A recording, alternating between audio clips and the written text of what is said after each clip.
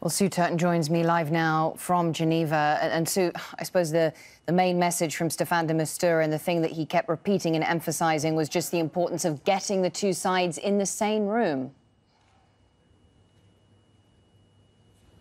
Yes, you can see how low the bar really is as far as what's going to happen at these Geneva talks. This is what we've seen all week. We've had the different parties, the Syrian regime and the opposition groups toing and froing back to the UN here and turning up to committee rooms, but nothing really being pushed forward because on the political side, they wouldn't even sit in the same room, never mind talk.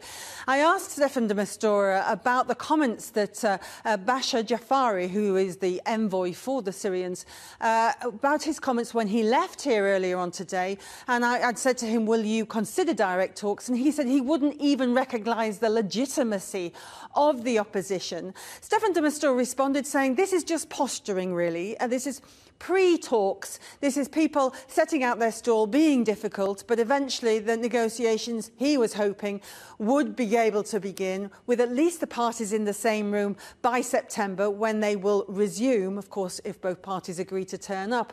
But when I put that to the head of the High Negotiations Committee, Dr. Nasser al-Hariri, well, he was really saying that there is even a risk, a danger, that this whole Geneva process is currently in.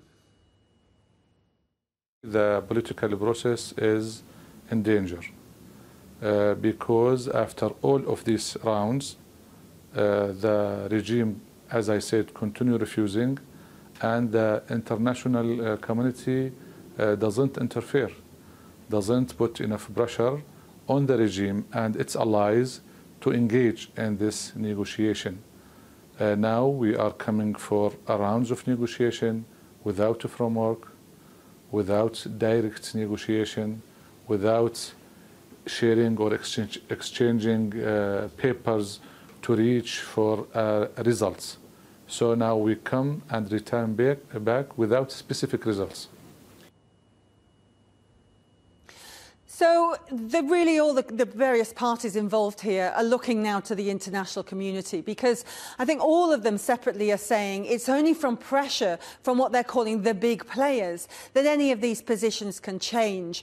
The opposition is really looking to Russia to put pressure on the Syrian regime to come back in September and agree to sit down. But there isn't really a sense that that might well happen.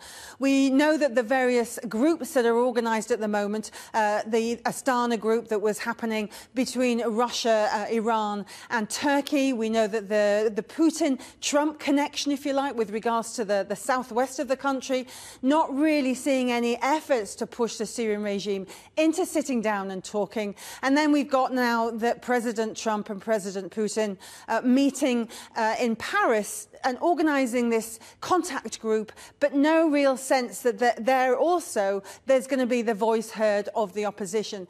That can be the only way forwards, though, and that is, I think, what Staffan de Mistura is hoping, that the international players now will take this on board and try and make sure there is some sort of progress in September. And I suppose the thing that we keep coming back to is the fate of Bashar al-Assad. We heard Staffan de Mistura speaking there about a transitional period, what happens after the Syrian war in terms of governance, but the issue of Assad's role in the future of Syria is really the big sticking point between the two sides. It is, and that's the red line, really, the bottom line, if you like, for the High Negotiations Committee. That is the one thing that whenever they agree to anything, any of these talks, that is the one thing that they can't get past. And the reason they say isn't because they have some sort of standing that they won't agree to. It's because they think if they don't say that, they can't bring the rest of the country along with them. And they even talked earlier on today to us about partition. And they said that if the process here doesn't recognise that Bashar al-Assad has to be removed after the transitional period starts, then they can't carry the rest of the country with them. And there is a real serious threat that partition might happen. None of the parties are saying they want that. All of the parties are saying they want to keep Syria as a whole. But in the end, if the Syrian regime doesn't recognise that, then some of the opposition has said to us earlier on today that they may well walk away themselves.